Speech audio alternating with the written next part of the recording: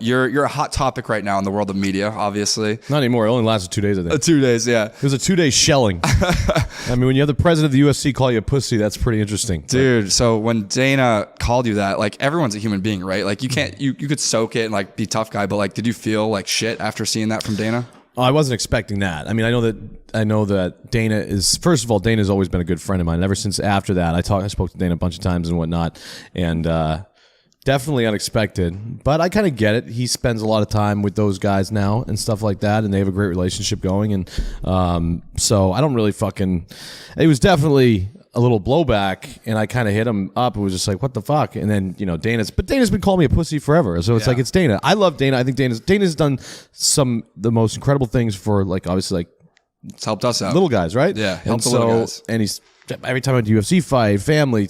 So when Dana says stop being a pussy, I somewhat listen. Yeah. Because it wasn't my proudest moment. Like, obviously doing that whole spiel, and I still stand by, a lot of what I said, obviously, but doing that whole spiel on the internet where I was screaming and foaming at the mouth, and I was so angry because, it's something I've worked on forever with those guys, and just obviously we're no longer a part of it, which is tough because we did put a lot of time and work and energy into that. So, I mean, it was a great show, and that was, yeah. Yeah, no, so I'm big fans of Dana, obviously, like, role model to me. Like you said, helped out the little guy. Fans of Dana's the fucking man. Yeah, Dana's the fucking man. And when he says stop being a pussy, maybe sometimes you should listen to the guy. Like, he's the boss. He's the big Well, man. I think that what it is was he basically meant is, just don't bring this to the internet because, that's what I do somewhat regret bringing it to the internet. But when I was dealing with all this frustration for so long, it's like, I was just like, fuck it. Like, I was like, and I obviously was doing some things at that time. I wasn't in the best state of mind,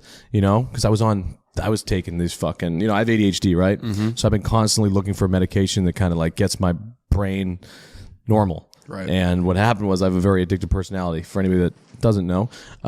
So we got to be careful there. And I got hooked on these fucking Adderall pills. Adderall. And that was one thing here's the deal. In my defense, I never really I always performed at my job while I was on them, but it became a thing where I was taking them so much. And if I could tell you the amount of times that I was taking them, like in a night, sometimes how many pills I was taking, it was fucking insane. And this has been recent. I mean, I kicked this shit like 3 weeks ago, and I'm never going to go back to it. It was like I had a old fucking addiction to cocaine back in the day, like 8 years ago. And that when I hit that point at that time where I freaked the fuck out on the internet, I was like, all right, it had something, I think, to do with what I was on at that time, too.